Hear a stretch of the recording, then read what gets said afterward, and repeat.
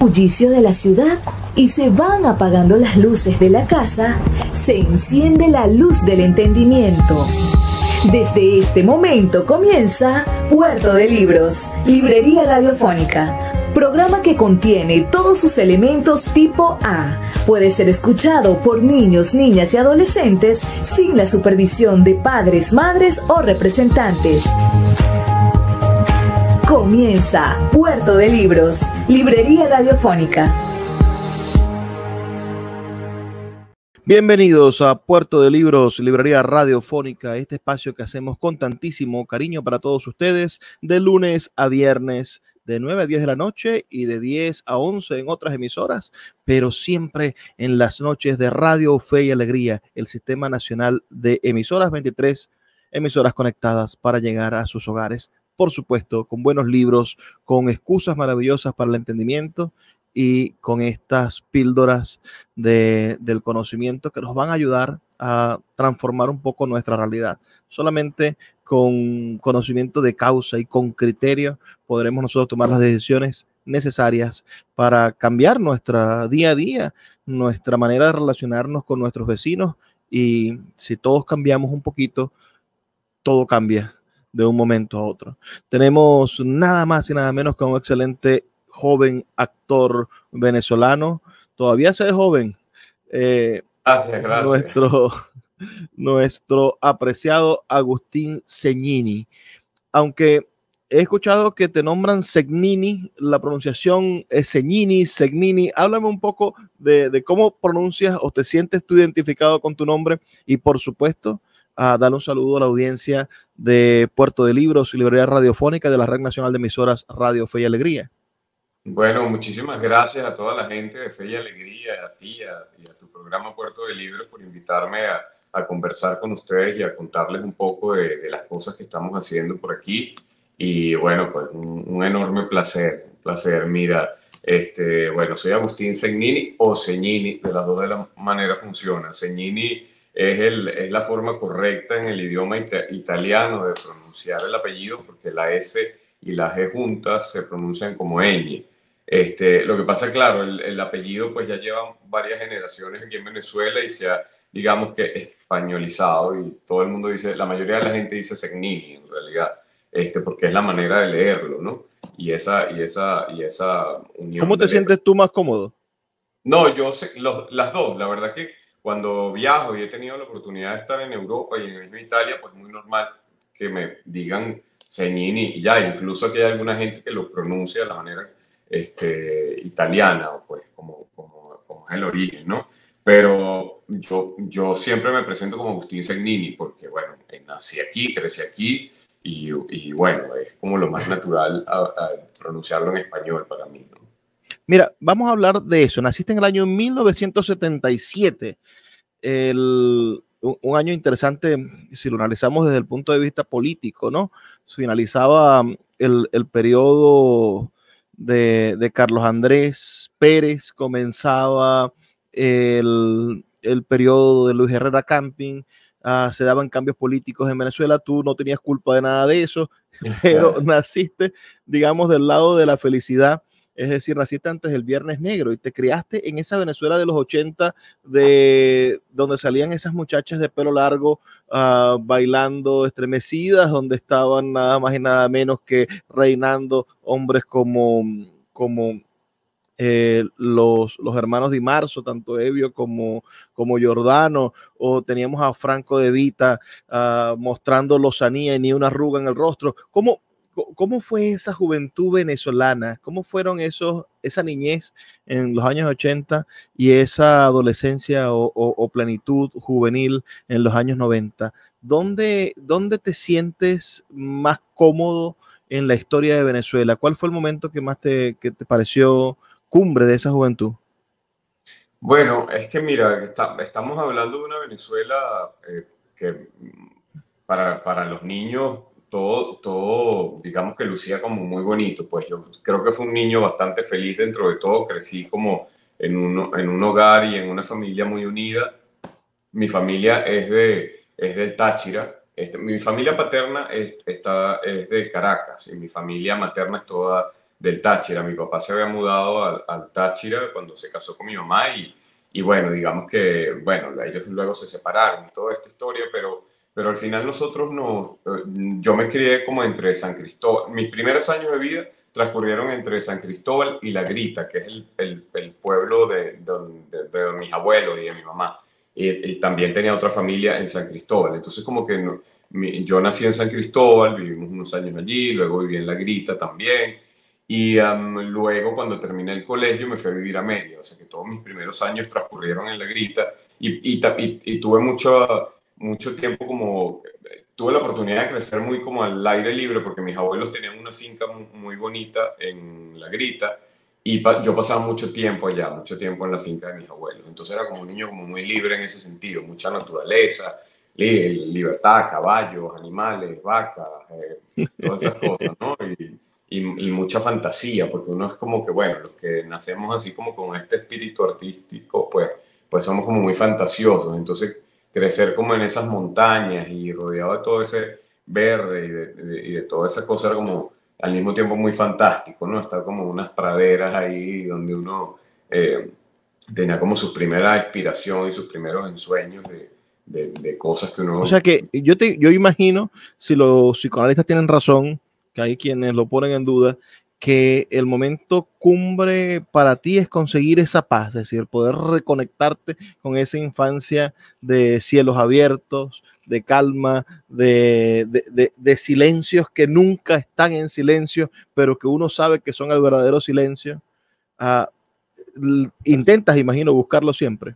Sí, sí, así es. Siempre uno busca esos espacios de esparcimiento y de paz y de conexión espiritual con esos espacios, ¿no? A mí me gusta mucho la naturaleza, por supuesto, como a la mayoría de la gente.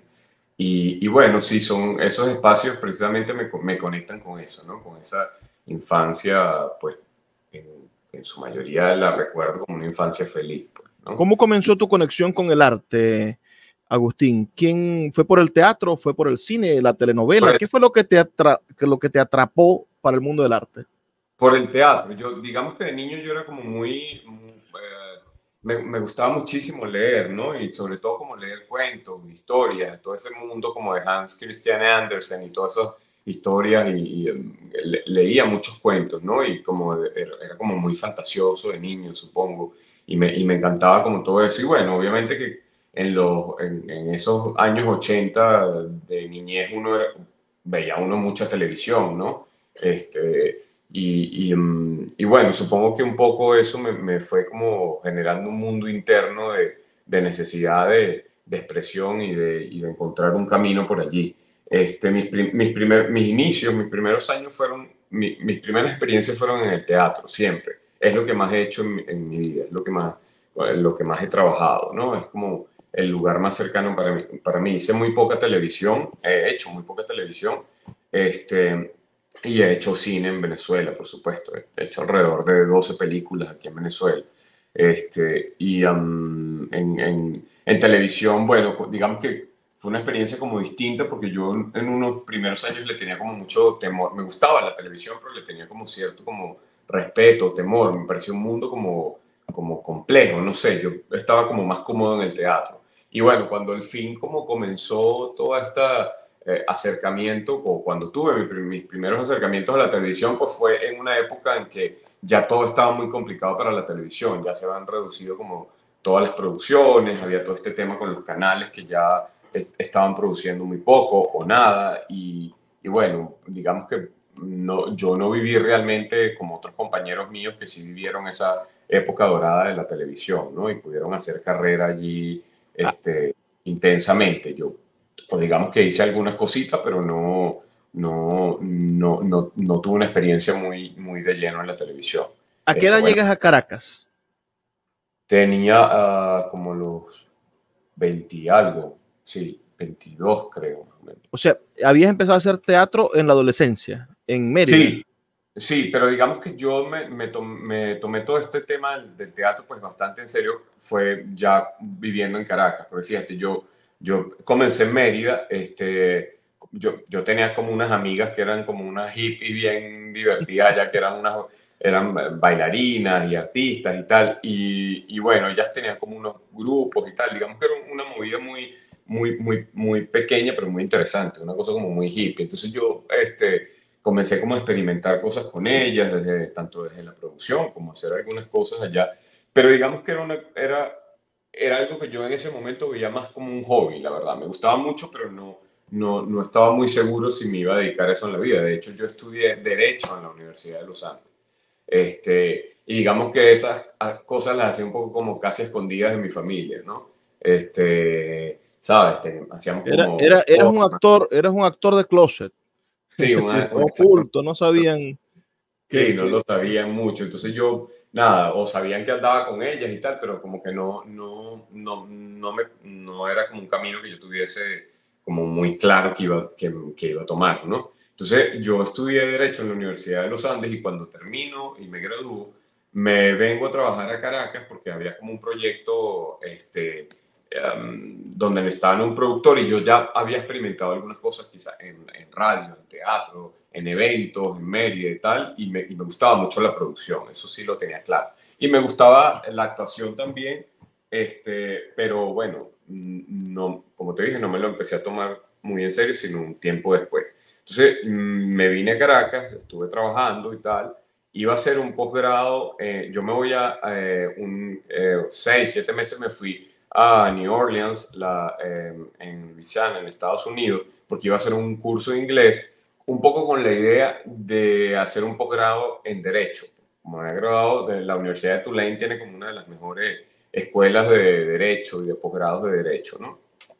Entonces, bueno, me fui un poco con esa idea y me cruzo con un festival importante de teatro que hacen allá todos los años, que es el Festival de Shakespeare, que organiza la universidad con organismos culturales y todas esas cosas, que creo que lo hacen en muchas ciudades, pero en este momento estaba ocurriendo allí y pasaba en el campus de la universidad. Entonces, claro, yo me entero de todo esto y comienzan en la universidad como a pasar muchas actividades en función del festival. Había talleres, había actividades todos los días, conversatorios, talleres y tal, y me metí como en un par de talleres, que sí de expresión corporal, que sí de cátedra, tal cosa de Shakespeare, cosas como esa. Y bueno, me empecé a ver todas las obras que estaban en el festival. Y bueno, estaba como en todo ese proceso. Y bueno, ese festival fue un poco el que me cambió la vida, pues, porque tuve como la inspiración total viendo todo eso que estaba pasando allí. O sea, es una especie de epifanía encontrarse con Shakespeare. Pero total, yo siempre que lo cuento digo que fue como súper romántico. Yo diría que casi cursi lo que me pasó, porque es demasiado romántico. O sea, imagínate, la noche que yo tomé la decisión, yo fui a ver una presentación de una compañía de Nueva York que estaban representando un Hamlet. Entonces era como una versión de Hamlet un poco como futurista y tal. Entonces ellos montaban unas plataformas. Agustín, vamos a detenernos en la definición, en la definición de Hamlet. Vamos a hacer una pausa de 2 minutos y ya regresamos para que nos cuentes cómo llegó ese ser o no ser de Agustín Segnini para decidir que se iba a dedicar por entero al mundo del teatro. Claro que sí. Escuchas Puerto de Libros con el poeta Luis Peroso Cervantes. Síguenos en Twitter e Instagram como @Librería Radio. Seguimos en Puerto de Libros, Librería Radiofónica, esta noche entrevistando al actor y productor Agustín Segnini, también conocido en los bajos fondos como Segnini, dependiendo la pronunciación que queramos darle. Lo cierto es que Agustín nos estaba narrando hasta hace unos minutos que estaba presenciando una versión de Shakespeare, posiblemente de Hamlet, y posiblemente estaba el príncipe, bueno, caminando por el cementerio pensando en la muerte de su padre, definiendo cuál era su rol para continuar con su papel monárquico, si tenía que traicionar o seguir a su tío a pesar de la traición de su madre.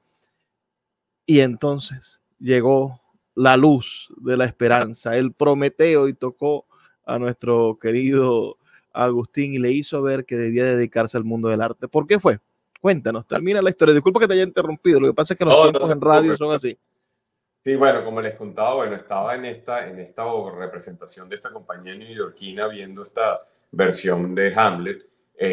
Y bueno, yo, nada, esa noche como que me conecté de una manera muy especial con esa obra y vi todo lo que estaba pasando y veía a esos actores en escena, subían, se bajaban, pegaban brincos, todo, porque esa es una obra maravillosa. Y mira, no sé, fue una cosa como, de verdad, como tú dices, como un enlightenment, como una iluminación que tuve en ese momento. Y yo dije, wow, qué es esta maravilla que estoy viendo. Y me llené como de una cosa por dentro, como muy poderosa. Y bueno, una vez que termina la obra y tal, salimos todos. Yo andaba con dos amigos japoneses y un brasilero, que íbamos a la misma escuela, ¿no? Y entonces, bueno, nos vamos y ya nos vamos a ir cada quien como a su casa. Y el teatro quedaba cerca de una plaza, de una plazoleta que tiene la universidad. Además, la noche estaba bellísima. Allá hace un calorón horrible en New Orleans. Pero esa noche estaba como la brisa, estaba todo fresco, la noche estaba estrellada, había luna, o sea, una cosa, pero insólita. Entonces yo llego y los japoneses, bueno, que nos vamos, y el brasileño también, yo le digo, no, déjenme quedarme, yo me quedo aquí, ¿pero qué te vas a quedar? No, déjenme aquí, que yo me quedo aquí en la plaza. Y me senté en esa plaza así, y ahí fue que tomé la decisión. Yo dije, no vale, yo no voy a hacer ningún posgrado de Derecho, ni voy a hacer nada de eso. Yo me regreso a Caracas, hablo con mi familia y nada, yo me voy a dedicar a esto. Esto es lo que me gusta, ¿no? Y tú lo que hiciste fue, en el mejor modo shakespeariano, liberaste a Calibán. Te liberaste la parte salvaje y artística. Así es, así mismo me pasó. Así, y dije, bueno, nada, creo que me quedé como un par de meses más en Estados Unidos y regresé, y justamente cuando regresé, pues bueno, nada, volví a Caracas y empecé como a entender cómo era toda la cosa aquí del teatro. Pero estamos hablando del año 1988, 1989, 1990. No, estamos hablando sería como el 2000 más o menos, sí. Ah, ok, estamos hablando, sí, ya eras un joven de 20 y tantos años. Sí, sí, exactamente. Entonces, bueno, ahí fue cuando dije, bueno, nada, yo no tengo más nada que pensar y voy a dedicarme a esto. Y así fue, como ese primer año fue como conocer gente, me metí a la escuela de Elia Schneider, que tenía una escuela de actuación muy importante aquí en Caracas en ese momento. Y bueno, estuve estudiando y trabajando con ella. Y bueno, así empezó todo, ¿no? Una cosa fue llevando a otra. Comencé a hacer mucho teatro y a trabajar en producción. Y bueno, así fue como un poco todo Mira, el camino, ¿no? Entonces, te has dedicado sobre todo al teatro en el mundo de la actuación. ¿Qué obras han sido tus favoritas? ¿Qué personajes te han cautivado y has dicho, desde que lo interpreté, algo de ese personaje quedó en mí? Mira, es que yo creo que yo no tengo en realidad como una cosa muy favorita. Hay cosas que no voy a nombrar nunca, que luego uno dice como que no, ¿sabes? Siempre a veces hacemos cosas de las que uno no queda como muy contento, ¿no? Pero mira, es que he hecho muchas obras y la verdad que todas son muy especiales. He hecho de todo, he hecho drama, he hecho comedia. Hice mucho teatro infantil también en una época que era como una experiencia súper bonita con toda la familia Martínez, que son como una institución en teatro infantil. Y digamos que he trabajado un poco como con todas las agrupaciones, con todo el mundo. Y bueno, eso un poco fue ha sido como el camino, ¿no? Y sí, mira, es que han sido muchos personajes. Yo no tengo ninguno favorito en especial porque todos terminan siendo especiales de alguna manera, porque uno vive un poco a través de ellos y eso ha sido, ¿no? Un poco el camino. Has vivido entonces los últimos 20 años del mundo teatral caraqueño. ¿Cómo lo sientes? ¿Crees que ha progresado? ¿Crees que ha decaído? ¿Cómo ves la irrupción del microteatro? Es decir, estamos hablando que en los años 90, años 80, vivíamos una estructura teatral donde todavía, bueno, se llenaban salas de 300 y 400 personas para ver una obra de teatro. pero el microteatro llegó para cambiar las cosas, salas de 40 personas, de 50 personas, y el mismo esfuerzo de producción del actor. ¿Cómo sientes que ha evolucionado el mundo del teatro venezolano en los últimos 20 años?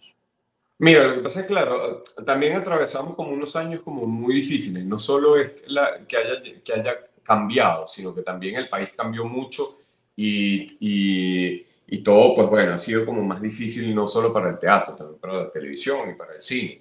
Y creo que sí, o sea, yo creo que esa época dorada de los 80 y 90 no la vivimos nosotros, en realidad, los de nuestra generación, donde habían compañías grandes de teatro que eran subsidiadas por organismos del Estado y por empresas privadas. Hoy día no, digamos que cada quien de alguna manera, bueno, trata de conseguir patrocinios en organismos internacionales, embajadas, ese tipo de cosas, en la empresa, o la gente intenta montar sus propios proyectos apostando un poco a las cosas de la taquilla.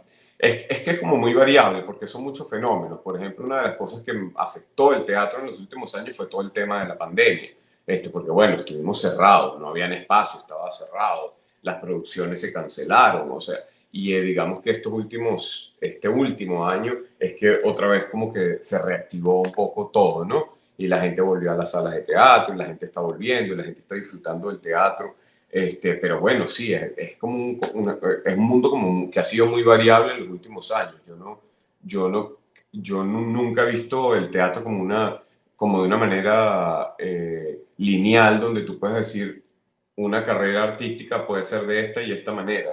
Es que es muy variable, depende de la gente con que te rodeas, de la gente con la que vas haciendo como comunidades y familias, y así un poco vas construyendo en el mundo del teatro. También pasa en el cine, porque tampoco tenemos industria cinematográfica, o sea, todas las cosas que hacemos aquí en cine pues conllevan un grandísimo esfuerzo, ¿no? Porque no es fácil conseguir financiamiento para los proyectos y todo esto. Entonces, bueno, es un camino de muchísimo trabajo, pues. Es mucho trabajo, hay que hacer mucho trabajo para sacar los proyectos adelante. Pero bueno. En el año 2021, en plena pandemia, la Asamblea Nacional promulga la Ley Nacional del Teatro. ¿Cómo ves el rol de la promoción del teatro del gobierno? ¿Cómo ves la función del Instituto Nacional de las Artes Escénicas? Que son instituciones, bueno, amén que existen. Hay países donde no existen, pero creo que en algún momento esas instituciones que brillaron, esto lo digo yo como opinión personal, hoy son, bueno, estancos burocráticos. ¿Tú crees lo mismo? Tú estás más cerca, estás en Caracas, yo lo veo desde Maracaibo. ¿De qué manera crees que estas instituciones podrían favorecer a que se reviva la llama del público teatral? Bueno, mira, es que bueno, habría que comenzar con hacer una reestructuración profunda de todas esas instituciones y generar realmente políticas de Estado que realmente reactiven la actividad cultural, porque siempre la actividad cultural está como en el último escalón. Todo el mundo, yo creo que no hay nadie ni de un lado ni del otro que dude que la cultura sea importante. Lo que pasa es que siempre, a nivel de importancia, siempre se queda como en el último lugar de las prioridades. Entonces siempre todos los empujes que hay hacia los proyectos vienen de la pasión de la gente que los está haciendo, que hace todo por sacarlos adelante, y de algunas personas, tanto en los entes públicos como privados, por empujar esto, pero no hay unas políticas realmente existen normas, existen leyes, existen estamentos, existen declaraciones de principios a favor de la cultura, por supuesto que existen, pero bueno, realmente de allí a que salgan proyectos grandes y que generen cosas importantes, pues es difícil, pues, porque siempre estamos como en el último escalón, ¿no? Pero bueno, sin duda, pues convendría que todo el mundo se uniera para realmente darle la importancia que tiene la cultura a los proyectos de la gente y de la gente que estamos en este mundo, porque pasa en otros países, pues, ¿no? Como pasa en otros países. aquí ahora creo que depende muchísimo de las voluntades de la gente que empujan los proyectos, ¿no? Porque sí, hay esfuerzos de gente intentando hacer cosas, pero bueno, todavía no estamos viendo algunas cosas, pero no son cosas contundentes todavía, ¿no? En el mes de febrero estuviste actuando en la sala del BOD, Sí. que ya no es BOD, pero que continúa el edificio allí. Antes era la sala de, ¿cómo se llamaba? El Corbank. Sí, correcto. Y actuaste junto a Arnoldo Betancourt, junto a María Antonieta Duque. Estuviste actuando en una obra llamada Taxi, una comedia, supongo, por el afiche. Háblanos un poco de esa experiencia, la más reciente. Sí, mira, esa experiencia ha sido maravillosa. Nosotros comenzamos el año pasado. Esa es una obra muy famosa que se escribió en los 80 de un autor que se llama Ray Cooney, y ha sido representada en alrededor de 80 países en el mundo a las adaptaciones de Te cada voy a país. interrumpir otra vez. Esta es culpa mía por no llevar los tiempos adecuados. Vas a contarnos de qué trata Taxi, pero a la vuelta, porque vamos a hacer una pequeña pausa de 2 minutos para escuchar los mensajes de Radio Fe y Alegría y ya volvemos con más de Puerto de Libros, Librería Radiofónica. Gracias. Claro. Escuchas Puerto de Libros con el poeta Luis Peroso Cervantes. Síguenos en Twitter e Instagram como @Librería Radio. Seguimos en Puerto de Libros, Librería Radiofónica, esta noche conversando con Agustín Cegnini, que es productor. Ya vamos a hablar de tu etapa de productor, de empresario cultural, pero estamos en el momento del actor, del hombre que, bueno, porque es cuando uno siente el aplauso, es como una especie de dopamina gigantesca que le permite a uno llevarse una carga de energía para la casa, de la alegría del otro. Y creo que en cierta forma allí se esconde el secreto de querer volver otra vez a montar, de querer volver otra vez a estar sobre el escenario y de querer seguir repartiendo felicidad. Agustín, háblanos de Taxi. ¿De qué trata esa obra y de qué manera la tropicalizaron? ¿Cómo te sentiste? ¿Cómo te has sentido ejecutando ese papel? Y por supuesto, ¿cómo ha sido el recibimiento de la gente con una obra de teatro en este 2023? Porque no es lo mismo pensarlo hace 10 o 15 años. ¿Cómo está hoy la gente que ve teatro? Mira, esta experiencia, por ejemplo, para mí fue maravillosa, fue buenísimo porque fue como la reconexión de volver a las salas llenas de gente, ¿no? Nosotros estrenamos el año pasado, en octubre del 22, en esa sala en BOD, y bueno, fue maravilloso porque esa es una obra muy divertida, es una comedia de enredo. Estoy con varios compañeros que son muy queridos por la gente: Sonia Villamizar, Arnoldo Betancourt, María Antonieta Duque, entre otros. Y bueno, digamos que es una gente muy querida y que la gente siempre quiere ver. Entonces, pues nada, ha sido una experiencia maravillosa. Incluso todavía terminamos hace un mes más o menos en el Teatro Trasnocho del BOD, pasamos al Trasnocho Cultural. Y terminamos hace como un mes y bueno, vamos a seguir recorriendo el país y haciendo funciones. Antier mismo tuve una función privada para una empresa y tenemos varias ciudades que vamos a visitar. Margarita, Puerto Ordaz, vamos a Maracay este 28 de mayo. Y bueno, ha sido maravilloso. Mira, yo tenía rato que no veía un teatro lleno con funciones agotadas y bueno, en ese sentido ha sido una super experiencia, ¿no? Encontrarnos otra vez con el público de esa manera, ¿no?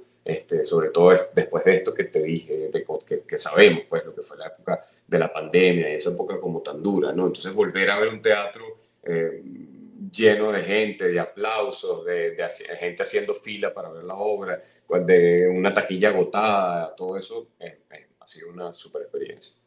Mira, uno revisa brevemente tus redes sociales, como dicen los muchachos de ahora, te stalkea un poquito y consigue unos videos donde sales con Edgar Ramírez, que puede ser sin duda uno de los actores más importantes que tiene el mundo artístico venezolano. Cuéntanos un poco tu relación con Edgar y esa amistad, si de alguna manera te ha motivado también a seguir en el mundo del teatro. Imagino que ustedes son contemporáneos. Háblanos un poco de eso. Sí, mira, Edgar y yo somos primos hermanos. Nuestras mamás son hermanas y además de ser primos hermanos, es que nos criamos como hermanos, pues, nuestras mamás son muy unidas y ellas, pues, siguen estando muy cerca y muy unidas siempre y cada vez más. Y nosotros nos criamos de la misma manera, nos criamos como hermanos y somos mejores amigos, pues, ¿no? Y bueno, estamos siempre el uno apoyando al otro, muy pendientes. Y bueno, mi primo, bueno, como todo el mundo sabe, ha tenido una carrera maravillosa. Él, digamos que decidió como abrir sus alas y salir a buscarse su sueño afuera. Y bueno, lo ha logrado de una manera maravillosa y está haciendo... Es nuestro embajador. Sí, sin duda que lo es. Y bueno, he tenido la oportunidad, pues bueno, de estar muy cerca de él, de viajar, de acompañarlo, de ir a estrenos, a premier de películas, a festivales con él y bueno, nada, es una cosa pues alucinante ese universo, ¿no? Y sí, sin duda, mi primo es inspiración para mí y para todos, ¿no? Oscar de León una vez aquí en el Zulia vino a presentar su biografía y me acuerdo yo que regañó al Volcán de América, a René Carrullo y a otros músicos que estaban allí y les decía, miren, ustedes tienen que aprender de mí, Oscar de León, bueno, a 30, 25 años de distancia de estos músicos que también son muy talentosos. Y les decía, porque ustedes tienen que ser músicos y tienen que dejarle el negocio a los empresarios, decía Oscar de León. Es decir, yo no ando pendiente de nada sino de cantar. En cambio, tú, Argenis, quieres alquilar el sonido, quieres poner la tarima, quieres llevar el camión y poner las luces. Si andas pendiente de eso, nunca vas a dejar de estar pendiente de eso y no vas a poder salir a ser un cantante internacional. Eso frente a todo el mundo, habían unas 60 personas, pero a mí me dio pena ajena. Ahora, tú eres también un empresario teatral. Es decir, tú te has montado en el hombro el hecho de decir, bueno, si no hay quien quiera hacer esto o quien tenga la intención de invertir en esto, yo voy a juntar los capitales y vamos a montar esta obra. Yo voy a juntar el capital inicial y vamos a hacer esta película. Yo voy a, no sé si empeñar el carro, digo yo, pensándolo como colocándolo en algo más dramático, ¿no? Pero voy a hacer esto, pase lo que pase, porque tengo el presentimiento de que va a funcionar. ¿Cómo es ser empresario teatral en la Venezuela del siglo XXI? Bueno, mira, somos como unos tercos, pues, ¿no? Básicamente, como una gente muy empeñada y con ganas de hacer esto, porque y quizás un poco locos también, ¿no? Pero bueno, tiene que ver con la pasión y con las cosas que uno le gustan en la vida. Bueno, quizás uno pudiera estar haciendo otra cosa, otro tipo de negocio, qué sé yo. Pero bueno, cuando esto es lo que le gusta a uno, pues como en cualquier área de la vida, pues todo el mundo hace todo por sus sueños y por sacar los proyectos adelante. Y yo, bueno, no sé, siempre es una cosa que para mí es como innata. Yo toda la vida trabajé, o sea, aunque estudié Derecho, siempre estuve trabajando como en producción de eventos, en producción de proyectos, en actividades culturales, en cosas como que estuvieran conectadas con eso. Entonces, digamos que a mí la producción es una cosa que me gusta mucho y que compagino perfectamente con la otra pasión que es actuar, y combinarlas, pues me parece bien. Es un esfuerzo doble o triple, sin duda, como el ejemplo que me daba. Seguramente a veces uno quisiera, bueno, no es, sí lo hago, pues muchos proyectos donde yo estoy, como en esta obra Taxi que te dije, yo no tengo nada que ver, si yo simplemente hago mi personaje en la obra y está un equipo de producción, una productora que es Sonia Villamizar, que también es actriz de la obra, y ellos son los que se encargan de todo, pero hay proyectos donde, bueno, quien los saca adelante es uno. Entonces conozco los dos lados, el de estar simplemente como haciendo tu arte de actuar mientras otra gente se ocupa, y hay otros donde yo he sido la persona que se ocupa de que el proyecto salga adelante, ¿no? Entonces, bueno, para mí es una cosa que, pues, no sé si se me da de la mejor manera, pero me gusta y la hago, pues, ¿no? Y sí, es muy complejo a veces, es muy difícil conseguir juntar los presupuestos que se necesitan y para sacar las cosas adelante. Pero bueno, es eso, es cuestión de eso. ¿Cuánto cuesta montar una obra de teatro de 4 personajes en Venezuela? Es que no tiene un precio, porque depende de la obra y depende de qué vuelta decides darle. Puede costar mucho dinero o puede costar muy poco dinero. En general, hoy día cuesta todo mucho dinero aquí en Venezuela. Pero bueno, va a variar de la puesta de la obra, de la visión del director, de lo que el productor proponga también, ¿no? Pero sí, yo no te puedo decir que haya un número. Mira, una obra de teatro cuesta tanto, porque todas las obras son distintas.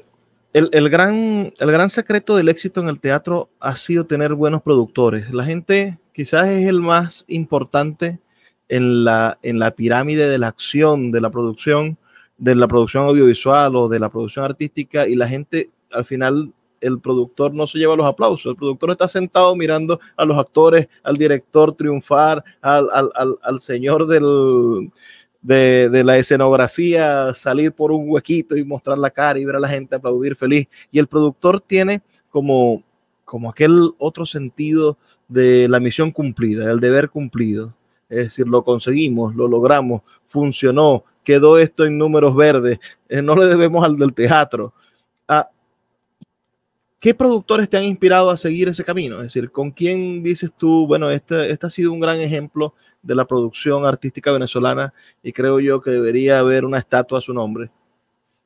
Mira, es que, a ver, aquí hay gente muy valiosa, pues, que ha trabajado muchísimo. Por ejemplo, la gente del GA80, por ejemplo, son una gente que ha tenido una constancia en el mundo teatral contemporáneo, pues, ¿no? Héctor Manrique a la cabeza de esa agrupación, bueno, él también hace doble función, él o triple, porque él es productor, es actor, es director de sus propios espectáculos, en unos dirige, en otros produce, en otros actúa, en otros hace todo, en otros solo todo, pero bueno, es como un ejemplo de constancia. Hay mucha gente, por ejemplo, Mimi Lazo y Luis Fernández, que ahora no están en el país, pero sí, gente que ha trabajado durísimo, Jorgita Rodríguez, entre otros, ¿no? que han hecho mucho trabajo. Esta chica que se me olvida el nombre en este momento, qué pena, ojalá no me esté escuchando,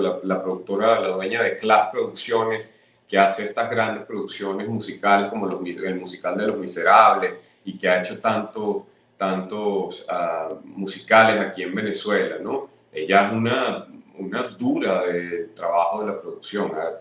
Porque lograr esos proyectos de esa magnitud, bueno, es un trabajón, un detrás gigante, ¿no? Y son producciones impecables, o sea, las cosas de ella han sido impresionantes, lo que ha logrado, ¿no? Estamos escuchando la voz de Agustín Zegnini, quien es actor, productor y hace que converjan ambas funciones en la película La chica del alquiler, de la cual vamos a hablar en el siguiente segmento, ya nuestro último segmento, pero el más importante, porque ahí estamos hablando de una obra en la cual se unen las dos pasiones de nuestro invitado. Una pequeña pausa y ya volvemos con más de Puerto de Libros, Librería Radiofónica. Escuchas Puerto de Libros con el poeta Luis Peroso Cervantes. Síguenos en Twitter e Instagram como @Librería Radio. Llegamos así al último segmento de nuestro programa la noche de hoy, entrevistando, conversando con Agustín Zegnini, un excelente hombre de teatro y de cine, porque ha hecho, según nos comenta, ha participado en cerca de 12 películas. Ha participado como actor en 12 películas, pero como productor, en este caso productor general, ¿esta es la primera película que produces? Sí, es la primera película que produzco, sí.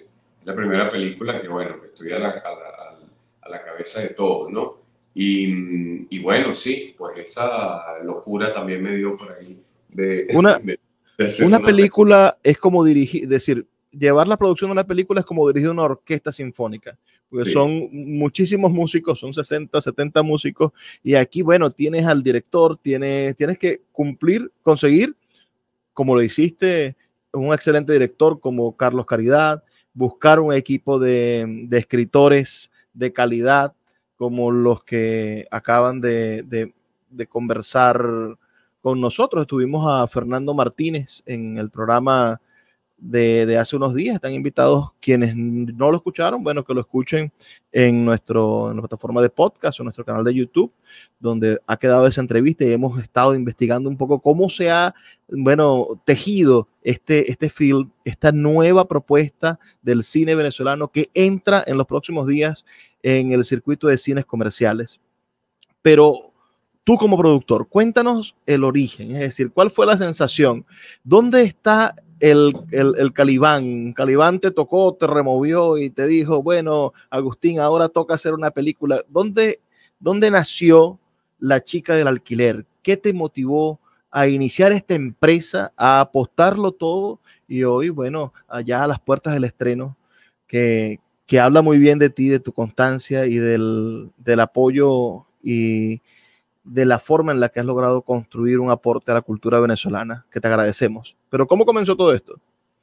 Mira, a ver, yo desde hace tiempo tenía como ganas de hacerlo, ¿no? Pero siempre daba como un poco de miedo la situación del país como tan inestable en muchos sentidos que da como miedo lanzarse. Pero dije, bueno, este año, el año pasado dije, bueno, nada, voy a lanzarlo. Tenía Fernando Martínez, me ha propuesto esta idea junto con Daniel Alfonso de esta historia que tenían, que era una comedia, y yo tenía un poco ganas de hacer algo pues fresco, ligero, algo que nos diera como un poquito de frescor, ¿no? Veníamos como de momentos muy difíciles después de la pandemia y dije, bueno, vamos a meternos en esto a ver qué pasa, vamos a intentar. Entonces, pues bueno, leí el guión que me propusieron, ajustamos algunas cosas y yo dije, bueno, vamos a hacerlo, ¿no? Y no se me ocurrió que la mejor persona que podía hacer esto pues era Carlos Caridad, y lo invité a juntarse al equipo y así como comenzó la idea, ¿no? Por supuesto llamé a mis compañeros actores que ya habíamos trabajado juntos todos en algunos proyectos de teatro, de cine, y bueno, les encantó la idea porque teníamos ya ganas desde hace rato de trabajar juntos, ¿no? Y bueno, se montaron en este barco todos conmigo, ¿no? Ha sido un esfuerzo mancomunado y obviamente, bueno, sí, yo estoy a la cabeza del proyecto, pero no es una cosa que sale si no tienes el apoyo y la dedicación de todos, ¿no? Y el compromiso. Entonces, pues bueno, fue eso, ¿no? Decimos, bueno, vamos a darle y bueno, empezar ese trabajón que implica pues conseguir recursos, armar toda la película, desde las cosas, desde las locaciones hasta todo, pues todo lo que conlleva hacer una película, ¿no? Y bueno, maravilloso, una super experiencia, a veces muy estresante y bueno, todavía aquí donde estoy. ¿Cuánto tiempo? El asunto es que el director, no el director, los actores funcionan o tienen el estrés las 3-4 semanas del rodaje. El músico conversaba con quien hizo la música de esta película, con Luis Miguel Emanueli, y me decía, bueno, tardé 10 semanas haciendo la música, pero el productor parece que tiene el dolor de cabeza desde que se empieza a escribir hasta después del estreno, porque después del estreno hay que garantizar que esté en todas las salas, hay que garantizar de que entre en una plataforma, de que la gente la siga viendo. Sí, sí, claro. Hay muchísimo trabajo por hacer. Esto apenas es como una parte del camino, todo el proceso de postproducción.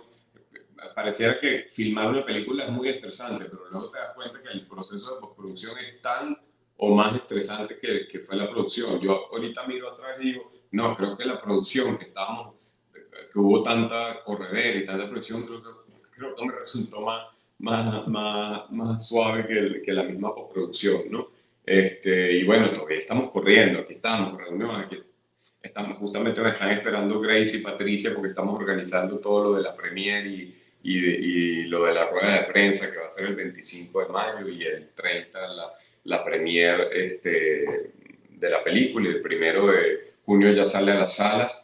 Pero bueno, maravilloso, es como una adrenalina así que loco que no para, pues, ¿no? Esta es una película que no recibió financiamiento público.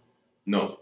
Esto en Latinoamérica es increíble, es decir, todas las películas que se hacen en Latinoamérica, hasta en Europa, es decir, hablamos del cine francés, hablemos del cine italiano, todas las películas tienen de algún modo financiamiento público. Hoy se demuestra que cuando se quiere, se puede hacer.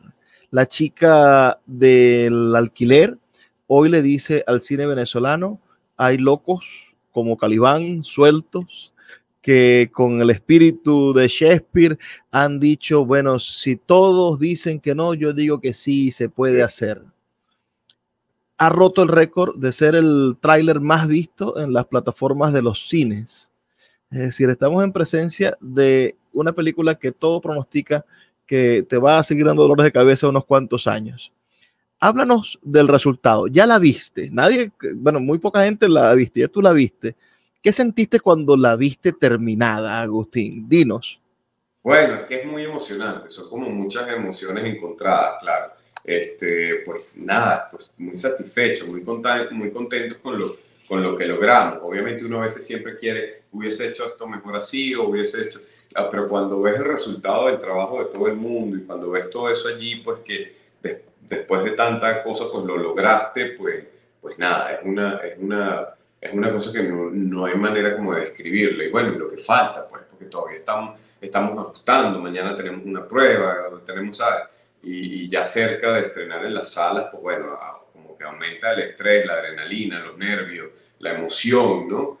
Y bueno, es un camino de mucho trabajo, pero también de muchísima satisfacción y además, bueno, las ganas de seguir haciéndolo y de que este comienzo para mí y para otros, pues sean las puertas para mí y para muchos de hacer muchas más cosas, porque tengo otros proyectos y quiero seguir haciéndolo. No es como a mucha gente dice, no, primera y última película que hago, no, yo por mí empiezo otra mañana mismo. Yo quiero hacer una acotación que quede escrita para los historiadores.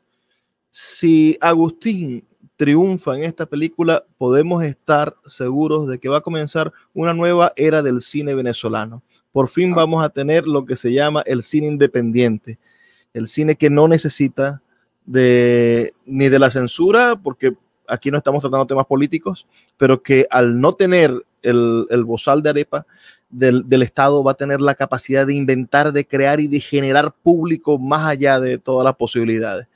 Yo deseo profundamente que esta película, con todo lo que ha costado hacerse, bueno, tenga un éxito rutilante, porque es la demostración de que en Venezuela se puede y de que en Venezuela se quiere seguir haciendo las cosas. Claro que sí. Háblanos un poco de eso, de cómo crees tú que esta película sea recibida dentro de Venezuela y fuera de Venezuela. ¿Crees que son dos públicos diferentes?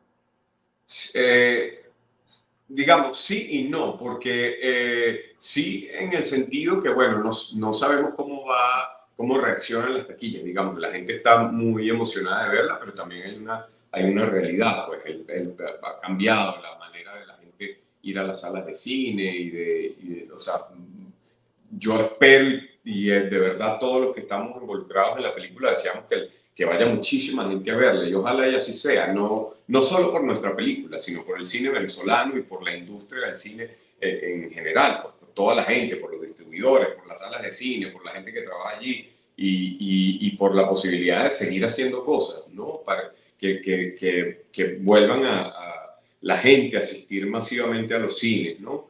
Y que nos den una oportunidad al cine venezolano de también crecer. No podemos hacerlo solo sin el apoyo de la gente también, ¿no? Es importante que la gente pues, nos dé la oportunidad de ir a vernos y de conectarse con el cine. Y que ojalá también sea una posibilidad de abrir caminos internacionales, que las plataformas se comiencen a interesar por hacer cosas en Venezuela también, ¿no? Como ha pasado en otros países como Colombia, México, Argentina, por poner un ejemplo de los países latinoamericanos donde ocurren cosas, ¿no? Y Venezuela, pues en los 80 y 90 fue una industria de telenovelas, una industria audiovisual importante, de comerciales, incluso de cine. Entonces, ojalá y volvamos a ese lugar y sigan creándose muchos productos audiovisuales, ¿no?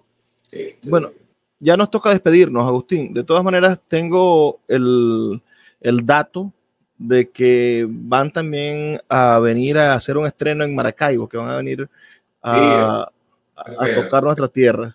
Entonces, además nuestro director, por ejemplo, es un maracucho, no sé cuál es la manera más correcta de decirlo, y bueno, tiene muchas ganas de ir y la gente obviamente espera ver su trabajo allá y que él esté presente. Ojalá podamos hacer un estreno también en Maracaibo y poder visitar esa maravilla de ciudad donde se come tan rico y se pasa tan chévere, ¿no? Me gustaría en algún momento entrevistar a los protagonistas, que son tipos maravillosos, a Daniela, a Luis Olavarrieta, que en ese sentido creo que hiciste un staff, conseguiste con tus compañeros, con tus amigos, un staff maravilloso para este experimento genial de la película 100% independiente. Entonces, ya es hora de despedirnos. Quizás nos quedaron algunos temas en el tintero, hablar sobre el cine venezolano en el futuro, hablar sobre los premios, sobre cómo entrar a los festivales. Ya nos dirás, pero estoy agradecido de verdad por lo que estás haciendo y espero que continúes así. Y para que cualquier persona de los que nos están escuchando pueda apoyarnos, danos las fechas de los estrenos y dinos en qué cines o en qué cines se va a encontrar la película. Sí, mira, va a estar en todas las cadenas de cine del país, en todos los cines comerciales, por supuesto, a partir del 1 de junio.